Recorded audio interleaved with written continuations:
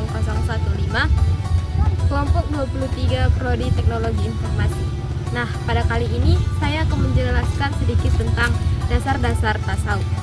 Sebelum kita mempelajari dasar-dasar tasawuf, ada baiknya kita harus mengulik kembali apa itu tasawuf. Nah, tasawuf adalah bagian dari ajaran Islam yang fokus pada pengembangan batin dan kedekatan dengan Tuhan.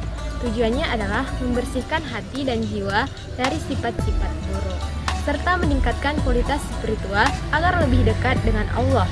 Dalam tasawuf, praktik seperti berzikir, merenungkan dan memperbaiki akhlak sangat ditekankan. Selain itu, tasawuf juga mengajarkan untuk hidup sederhana dan menghindari keinginan duniawi, agar bisa merasakan ketenangan batin dan mendapatkan pemahaman.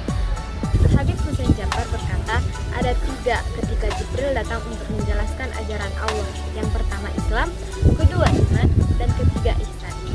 Kamu beribadah seolah-olah kamu melihat Allah, dan kalau tidak, ketahuilah kalau Allah melihat. Nah, itulah yang dinamakan tasawuf. Tasawuf itu latihan menghadirkan hati dalam setiap amalan. Nah, manusia itu mempunyai 3 jalan. Yang pertama, jalan lahiriah, yaitu dengan ibadah. Yang kedua, jalan akal, yaitu dengan belajar. Dan yang ketiga, jalan hati, yaitu dengan tasawuf. Ibadah yang dijalani sebagai sekedar kewajiban, maka dia akan menjadi beban. Tetapi jika dilakukan atas dasar ketulusan, cinta, maka dia akan jadi candu. Nah, pada kali ini masuklah kita kepada pembahasan dasar-dasar tasawuf. Yang pertama, Al-Quran. Al-Quran merupakan wahyu terakhir dari Allah yang menjadi pedoman hidup umat Islam, termasuk dalam aspek tasawuf. Banyak ayat yang mengandung petunjuk tentang cara mendekatkan diri kepada Allah, membersihkan jiwa, dan mencapai kesempurnaan spiritual. Beberapa konsep utama dalam Al-Quran. Nah, yang pertama tazkiyah atau penyucian jiwa. Mengerjakan pentingnya membersihkan hati dan jiwa dari sifat-sifat tercela seperti kesombongan, iri hati, dan dendam. Yang kedua, muraqabah, yaitu pengawasan diri. Muraqabah dalam tasawuf berarti selalu mengawasi diri agar tetap berada dalam kesadaran dan kedekatan dengan Allah. Dalam Al-Quran, konsep ini tercermin dalam ayat-ayat mengingatkan manusia untuk selalu waspada dan sadar terhadap kehadiran Allah dalam setiap aspek kehidupannya. Yang ketiga, makrifat, yaitu pengenalan kepada Allah. Tasawuf juga mengajarkan tentang makrifat, yaitu mengenalkan atau pengetahuan mendalam tentang Allah. Dalam Al-Quran, Allah mengajak umat manusia untuk memikirkan ciptaannya dan menemukan tanda-tandanya. Sesungguhnya amal itu tergantung pada niatnya, dan sesungguhnya setiap orang akan mendapatkan sesuai dengan apa yang diniatkannya. Hadis riwayat Bukhari dan Muslim.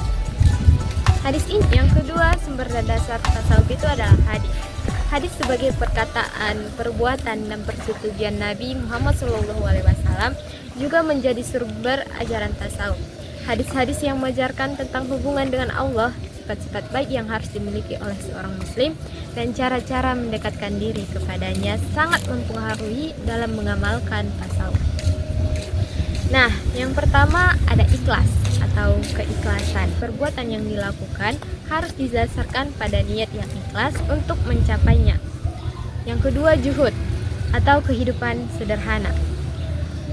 Juhud atau hidup sederhana adalah sikap tidak terlalu terikat kepada kehidupan duniawi. Nah, yang ketiga, tawakal atau berserah diri kepada Allah. Tawakal adalah sikap serah diri kepada Allah setelah berusaha dalam tasawuf. Tawakal dipahami sebagai bentuk ketergantungan sepenuhnya kepada Allah Subhanahu wa taala setelah melakukan ikhtiar.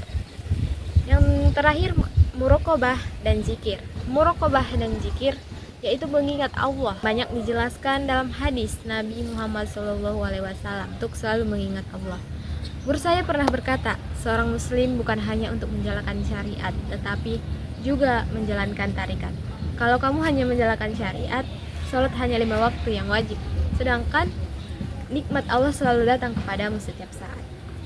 Nah, cara membuat nikmat ibadah sampai kepada rahmat Allah bukan hanya ketuntasan kewajiban, tingkatan utamanya melalui tasawuf.